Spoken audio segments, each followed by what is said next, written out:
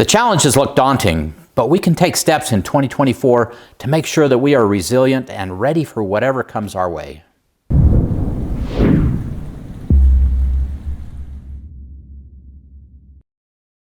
Hey, Provident Preppers, I'm Jonathan. And I'm Kylene. And of course, the first thing that we're going to do when we talk about what we're going to do in 2024 to make sure that we are more resilient is to take an assessment or a risk evaluation of what's happening in your life and what you see. And as we're looking at things, there's definitely been an increase in natural disasters, in political turmoil, civil unrest, there are food and fuel shortages, and generally the world is in a state of chaos. We've personally taken a look at all of this and said, okay, how do these things affect us? What did we accomplish last year? Which, okay, John, we did good. We did some good things. We didn't get it all, but we did good. And so now we're gonna look at 2024 and say, all right, this is how we're gonna move forward and the things that we need to accomplish so that we can create, despite the chaos in the world, a kind of peaceful little bubble.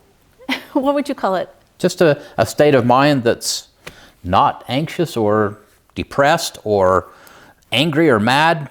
Just the goal is to find peace of mind. And so that we have our basic needs met, regardless of what happens. So our goals for 2024 are... Let's start with relationships. We hit this a lot, we talk about this, but these relationships are so important. We've had some great success last year.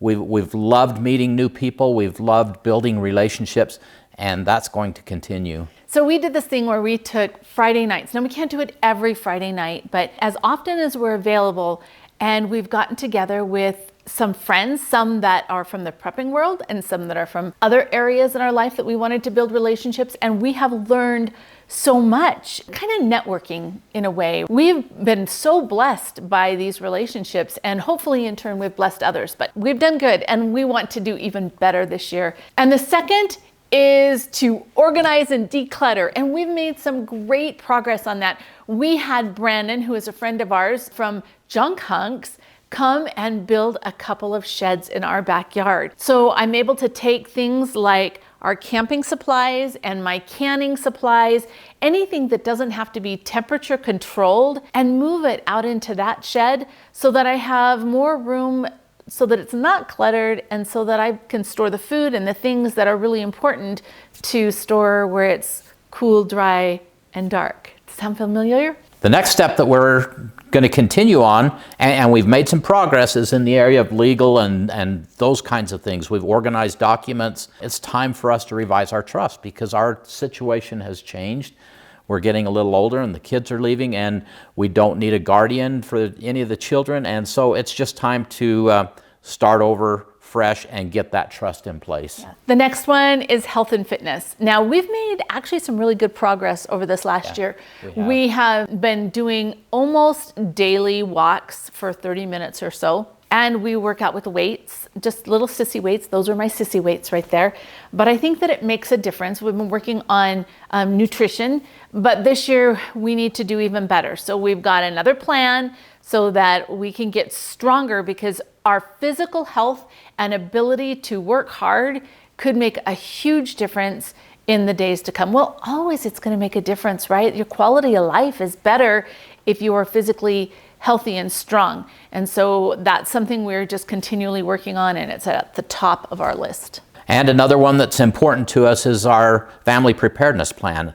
It's so important that we have a plan when we're setting about to do these things. We need a plan so that we can identify what it is we want to do and prioritize it so that we do the most important things first.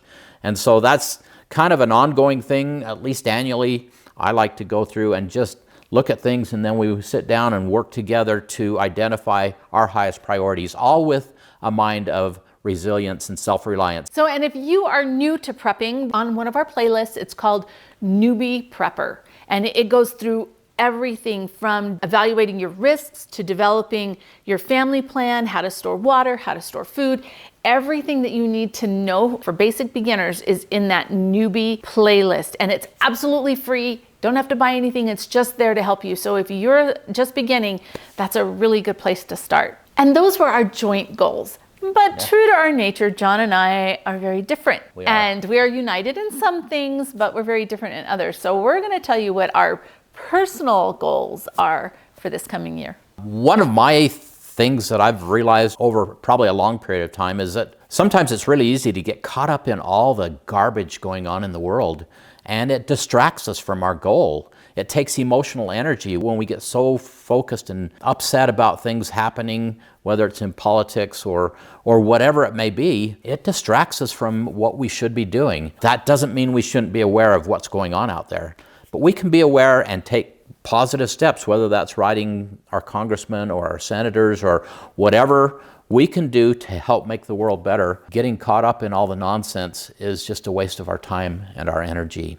So that's one of the things. I want to continue to finish our power system, and that's on its way, but it's not fully ripe yet, so it's coming along. And then some upgrades to our security. But one of the things that I'm super excited about the security is, we're working on my security door for my front door, but then we are going to install these. They're called the Doorcade. The really cool thing about them is you could put them on an entry door, but the other place that you could put them is on a safe room door. So if you've decided that like our master bedroom is a safe room, we can very easily and inexpensively install that on our door. If there's a break-in and we need extra time to be able to either get that thing we don't talk about out of the safe so that we can defend ourselves, or if it's to call the police or whatever we might need, that would be a great thing for the safe room. And so we've got a few things like that. And then in addition, we're gonna install some more cameras and do some different things, some lighting and some things to bring peace of mind. Barriers, right? Consistent with my preaching, I want to just continue to harness the power of those slow, steady steps. That's a list of some of the things I want to work on this year. Okay, now it's my turn, and I'm so excited because last year we made significant progress with our food forest. We got our front yard all taken care of with Rocky Mountain BioAg. We planted their special clover fescue mix that is self-feeding, really low water. We planted all kinds of fruit-bearing bushes in our front yard so that landscape will grow and look beautiful, but also be able to feed us or feed our animals or whatever. And I made progress in the back too. Some of the new food forest areas that we have going on, and I'm thrilled about that. And my goal this year is to continue to put that in place. It's not done yet. It's a work in progress. One of the things that I'm doing along with that is to increase my medicinal herbs. And I got this from Survival Garden Seeds. Super, super cool. So it's 36 packages of all kinds of different medicinal herbs. And a lot of times they're beautiful flowers or things that go great in your yard, but as far as a food forest goes, a lot of them attract the insects and it just helps to create a balance. And yet I want to be able to use all the medicinal things to try and keep us healthy so that we can, if modern medicine isn't available, I know how to do the things I need to do and I have what I need to be able to accomplish that. I want to increase our food production capability as a whole because we want to be able to not only feed ourselves, there's less of us now, but we want to be able to help our friends and our neighbors and all of our family. And in addition to doing that, one of my pet little goals this year is rabbits. Now, John's not really happy about this one. But I'm trying to be supportive. He's trying to be supportive, but I want to do a rabbit colony, and you've seen one video on that already, and you should expect more in the future. But for us, it's part of it is being able to produce the fertilizer that I need to be able to grow everything and sustain it without a lot of outside inputs. The other is that it is a potential meat source. And then on that note, I'm also going to do my little quail. Last year, I planted my little quail forest and I started to establish those plants, and we've got most of that infrastructure in place. The netting just arrived for the top. And so now I've got the ability to raise some quail on the ground. And this spring, that's another one of my little things, mostly because I love the way life looks. But quail is also another potential source of protein, right? Both through their eggs and through their meat. And in both of these cases, like the rabbits I want to raise in a colony and the quail on the ground, so that all of these animals have a really good life. And then my last one is to perfect our food storage program. So my diet is very different than the normal high carb food storage program.